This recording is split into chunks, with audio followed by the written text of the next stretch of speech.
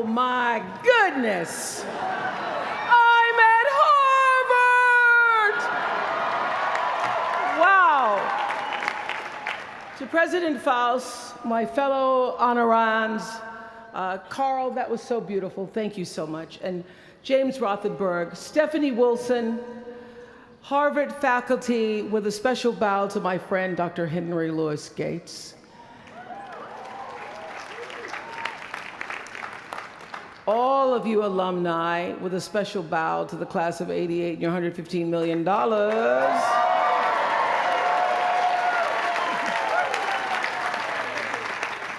And to you, members of the Harvard class of 2013, hello. I thank you for allowing me to be a part of the conclusion of this chapter of your lives and the commencement of your next chapter. To say that I'm honored doesn't even begin to quantify the depth of gratitude that really accompanies an honorary doctorate from Harvard. Not too many little girls from rural Mississippi have made it all the way here to Cambridge, and I can tell you that I consider today, as I sat on the stage this morning, getting teary for you all and then teary for myself, I consider today a defining milestone in a very long and a blessed journey. My one hope today is that I can be a source of some inspiration. I'm going to address my remarks to anybody who's ever felt inferior or felt disadvantaged, felt screwed by life. This is a speech for the quad.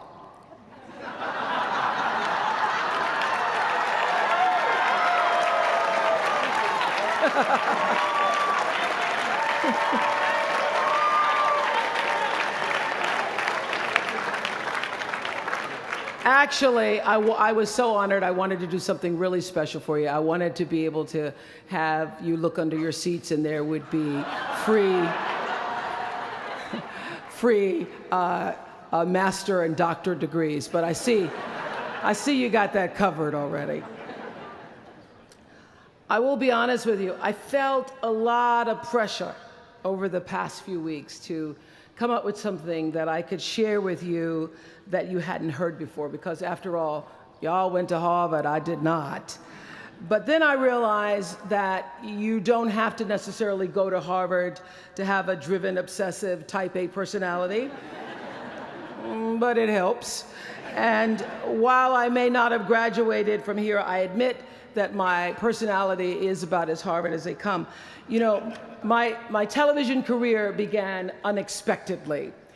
As you heard this morning, I was in the Miss Fire Prevention contest. That was when I was 16 years old in Nashville, Tennessee, and you had the requirement of having to have red hair in order to win, up until the year that I entered. So they were doing the question and answer period, because I knew I wasn't going to win in the swimsuit competition. So during the question and answer period, the question came, "Why, young lady, what would you like to be when you grow up?" And by the time they got to me, all the good answers were gone. So I had seen Barbara Walters on the Today Show that morning, so I answered, "I would like to be a journalist. I would like to tell other people's stories in a way that makes a difference in their lives and the world." And as those words were coming out of my mouth, I went, "Whoa, this is pretty good. I would like to be a journalist. I want to make a difference." Well, I was on television by the time I was 19 years old. And in 1986, I launched my own television show with a relentless determination to succeed. At first, I was nervous about the competition, and then I became my own competition, raising the bar every year, pushing myself as hard as I knew. Sound familiar to anybody here? Eventually, we did make it to the top, and we stayed there for 25 years.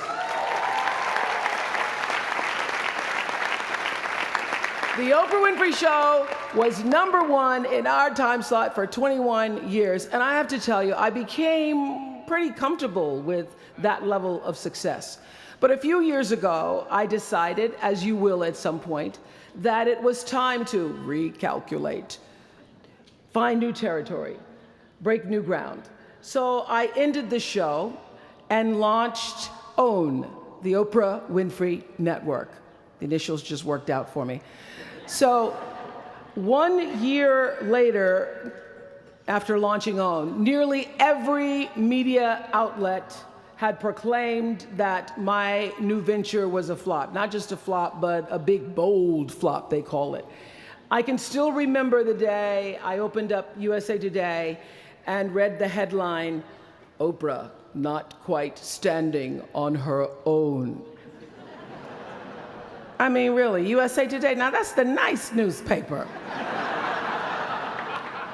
It really was, this time last year, the worst period in my professional life. I was stressed and I was frustrated, and quite frankly, I was embarrassed. It was right around that time that President Faust called and asked me to speak here, and I thought, you want me to speak to Harvard graduates? What could I possibly say to Harvard graduates, some of the most successful graduates in the world, in the very moment when I had stopped succeeding? So I got off the phone with President Faust, and I went to the shower. It was either that or a bag of Oreos. So I chose the shower. And I was in the shower a long time, and as I was in the shower, the words of an old hymn came to me. You may not know it. It's by and by, when the morning comes.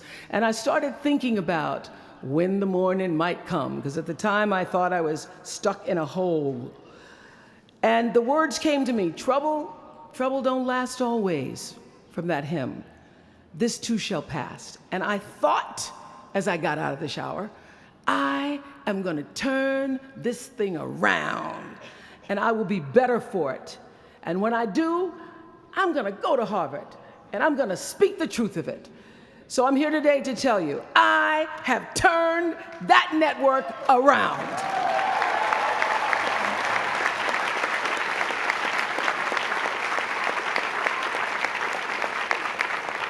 And it was all because I wanted to do it by the time I got to speak to you all. So thank you so much. You don't know what motivates. When you're down there in the hole, it looks like failure. So this past year, I had to spoon feed those words to myself. And when you're down in the hole, when that moment comes, it's really okay to feel bad for a little while. Give yourself time to mourn what you think you may have lost. But then, here's the key. Learn from every mistake, because every experience, encounter, and particularly your mistakes are there to teach you and force you into being more of who you are. And then figure out what is the next right move. And the key to life is to develop an internal, moral, emotional GPS that can tell you which way to go. Because now and forevermore, when you Google yourself, your search results will read Harvard 2013. And in a very competitive world, that really is a calling card, because I can tell you, as one who employs a lot of people, when I see Harvard, I sit up a little straighter and say, where is he or she? Bring them in. It's an impressive calling card that can lead to even more impressive bullets in the years ahead. Lawyer, senator, CEO, scientists, physicists, winners of Nobel and Pulitzer Prizes, or late-night talk show host. But the challenge of life, I have found, is to build a resume that doesn't simply tell a story about what you want to be, but it's a story about who you want to be. It's a resume that doesn't just tell a story about what you want to accomplish, but why. A story that's not just a collection of titles and positions, but a story that's really about your purpose. Because when you inevitably stumble and find yourself stuck in a hole. That is the story that will get you out. What is your true calling? What is your dharma? What is your purpose? For me, that discovery came in 1994 when I interviewed a little girl who had decided to collect pocket change in order to help other people in need. She raised $1,000 all by herself, and I thought, well, if that little 9-year-old girl with a bucket and a big heart could do that, I wonder what I could do. So I asked for our viewers to take up their own change collection, and in 1 month, just from pennies and nickels and dimes, we raised more than $3 million that we used to send one student from every state in the United States to college. That was the beginning of the Angel Network. And so what I did was I simply asked our viewers, do what you can wherever you are, from wherever you sit in life. Give me your time or your talent, your money if you have it, and they did. Extend yourself in kindness to other human beings wherever you can. And together we built 55 schools in 12 different countries and restored nearly 300 homes that were devastated by Hurricanes Rita and Katrina. So the Angel Network, I've been on the air for a long time, but it was the Angel Network that actually focused my internal GPS. It helped me to decide that I wasn't just going to be on TV every day, but that the goal of my shows, my interviews, my business, my philanthropy, all of it, whatever ventures I might pursue, would be to make clear that what unites us is ultimately far more redeeming and compelling than anything that separates me. Because what had become clear to me, and I want you to know, it isn't always clear in the beginning, because as I said, I'd been on television since I was 19 years old. But around 94, I got really clear. So don't expect the clarity to come all at once, to know your purpose right away. But what became clear to me was that I was here on earth to use television and not be used by it, to use television to illuminate the transcendent power of our better angels. So this Angel Network, it didn't just change the lives of those who were helped, but the lives of those who also did the helping. It reminded us that no matter who we are, or what we look like, or what we may believe, it is both possible and, more importantly, it becomes powerful to come together in common purpose and common effort. I saw something on the Bill Maher show recently that so reminded me of this point. It was an interview with David and Francine Wheeler. They lost their 7-year-old son, Ben, in the Sandy Hook tragedy. And even though gun safety legislation to strengthen background checks had just been voted down in Congress at the time that they were doing this interview, they talked about how they refused to be discouraged. Francine said this. She said, "Our hearts are broken, but our spirits are not. I'm going to tell them what it's like to find a conversation about change that is love, and I'm going to do that without fighting them." And then her husband David added this: "You simply cannot demonize or vilify someone who doesn't agree with you, because the minute you do that, your discussion is over, and we cannot do that any longer. The problem is too enormous. There has to be some way that this darkness can be banished with light." In our political system and in the media, we often see the reflection of a country that is polarized, that is paralyzed, and is self-interested. And yet, I know you know the truth. We all know that we are better than the cynicism and the pessimism that is regurgitated throughout Washington and the 24-hour cable news cycle. Not my channel, by the way. We understand that the vast majority of people in this country believe in stronger background checks because they realize that we can uphold the Second Amendment and also reduce the violence that is robbing us of our children. They don't have to be incompatible.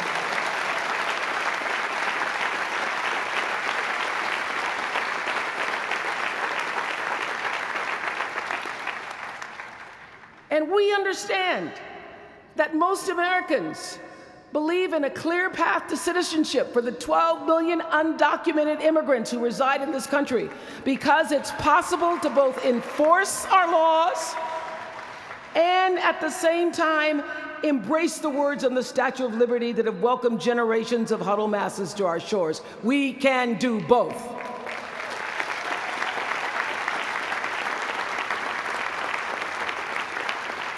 And we understand, I know you do because you went to Harvard, that people from both parties and no party believe that indigent mothers and families should have access to healthy food and a roof over their heads and a strong public education.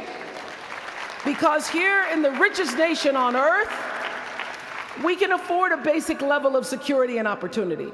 So the question is, what are we going to do about it? Really, what are you going to do about it? Maybe you agree with these beliefs, maybe you don't. Maybe you care about these issues, or maybe there are other challenges that you, class of 2013, are passionate about. Maybe you want to make a difference by serving in government. Maybe you want to launch your own television show. Or maybe you simply want to collect some change. Your parents would appreciate that about now. The point is, your generation is charged with this task of breaking through what the body politic has thus far made impervious to change. Each of you has been blessed with this enormous opportunity of attending this prestigious school. You now have a chance to better your life, the lives of your neighbors, and also the life of our country. When you do that, let me tell you what I know for sure. That's when your story gets really good. Maya Angelou always says, when you learn, teach. When you get, give. That, my friends, is what gives your story purpose and meaning. So you all have the power in your own way to develop your own Angel Network. And in doing so, your class will be armed with more tools of influence and empowerment than any other generation in history. I did it in an analog world. I was blessed with a platform that at its height reached nearly 20 million viewers a day. Now here in a world of Twitter and Facebook and YouTube and Tumblr, you can reach billions in just seconds. You're the generation that rejected predictions about your detachment and your disengagement by showing up to vote in record numbers in 2008. And when the pundits said, they talked about you, they said you'd be too disappointed, you'd be too dejected to repeat that same kind of turnout in the 2012 election, and you proved them wrong by showing up in even greater numbers. That's who you are. This generation, your generation, I know, has developed a finely honed radar for BS. Can you say BS at Harvard? The spin and phoniness and artificial nastiness that saturates so much of our national debate. I know you all understand better than most that real progress requires an authentic way of being, honesty, and above all, empathy. I have to say that the single most important lesson I learned in 25 years talking every single day to people was that there's a common denominator in our human experience. Most of us, I tell you, we don't want to be divided. What we want, the common denominator that I found in every single interview, is we want to be validated. We want to be understood. I've done over 35,000 interviews in my career.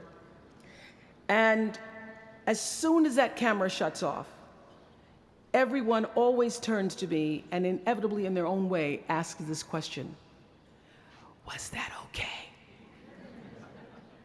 I heard it from President Bush. I heard it from President Obama. I've heard it from heroes and from housewives. I've heard it from victims and perpetrators of crimes. I even heard it from Beyoncé and all of her Beyoncé-ness. She finishes performing, hands me the microphone and says, "Was that okay?" Friends and family, yours, enemies, strangers, in every argument, in every encounter, every exchange, I will tell you, they all want to know one thing. Was that okay? Did you hear me? Do you see me? Did what I say mean anything to you? And even though this is the college where Facebook was born, my hope is that you will try to go out and have more face-to-face conversations with people you may disagree with.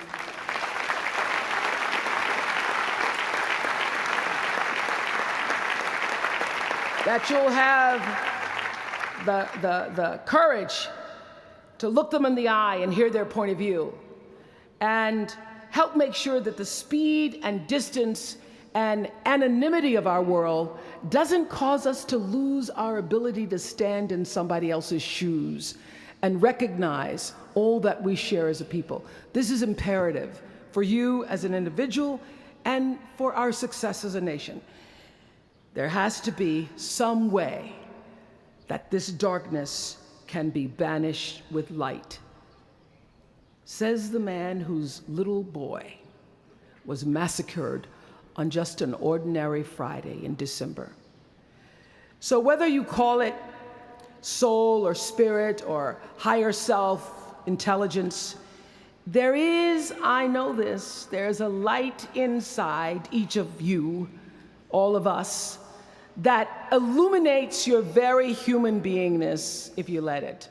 And as a young girl from rural Mississippi, I learned long ago that being myself was much easier than pretending to be Barbara Walters. Although when I first started, because I had Barbara in my head, I would try to sit like Barbara, talk like Barbara, move like Barbara. And then one night I was on the news, reading the news, and I called Canada Canada.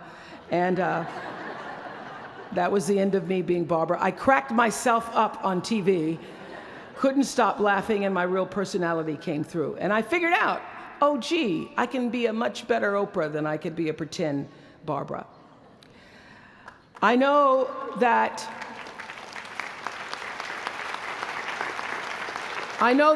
you all might have a little anxiety now and hesitation about leaving the comfort of college and putting those Harvard credentials to the test. But no matter what challenges or setbacks or disappointments you may encounter along the way, you will find true success and happiness if you have only one goal. There really is only one, and that is this: to fulfill the highest, most truthful expression of yourself as a human being. You want to max out your humanity by using your energy to lift yourself up, your family, and the people around you. Theologian Howard Thurman said it best. He said, "Don't ask yourself what the world needs. Ask yourself what makes you come alive, and then go do that. Because what the world needs is people who have come alive." The world needs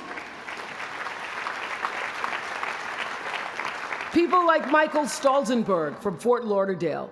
When Michael was just 8 years old, Michael nearly died from a bacterial infection that cost him both of his hands and both of his feet. And in an instant, this vibrant little boy became a quadruple amputee, and his life was changed forever. But in losing who he once was, Michael discovered who he wanted to be. He refused to sit in that wheelchair all day and feel sorry for himself. So with prosthetics, he learned to walk and run and play again. He joined his middle school lacrosse team. And last month, when he learned that so many victims of the Boston Marathon bombing would become new amputees, Michael decided to banish that darkness with light. Michael and his brother Harris created MikeysRun.com to raise $1 million for other amputees by the time Harris runs the 2014 Boston Marathon. More than 1,000 miles away from here, these two young brothers are bringing people together to support this Boston community the way their community came together to support Michael. And when this 13-year-old man was asked about his fellow amputees, he said this: first, they will be sad. They're losing something they will never get back. And that's scary. I was scared. But they'll be okay. They just don't know that yet. We might not always know it. We might not always see it or hear it on the news or even feel it in our daily lives. But I have faith that no matter what, class of 2013, you will be okay. And you will make sure our country is okay. I have faith because of that 9-year-old girl who went out and collected the change. I have faith because of David and Francine Wheeler. I have faith because of Michael and Harris Stolzenberg. And I have faith because of you, the network of angels sitting here today. One of them, Khadijah Williams, who came to Harvard 4 years ago. Khadijah had attended 12 schools in 12 years, living out of garbage bags amongst pimps and prostitutes and drug dealers, homeless, going into department stores, Walmart in the morning to bathe herself so that she wouldn't smell in front of her classmates. And today she graduates as a member of the Harvard class of 2013.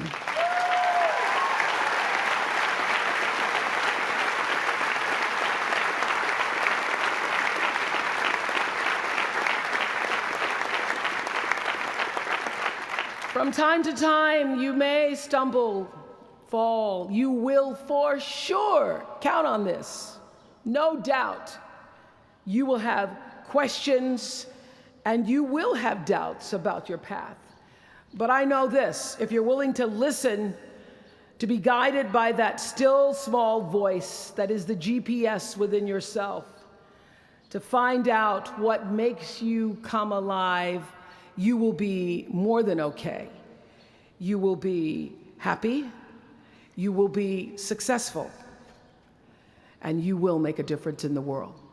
Congratulations, class of 2013. Congratulations to your family and friends. Good luck, and thank you for listening. Was that okay?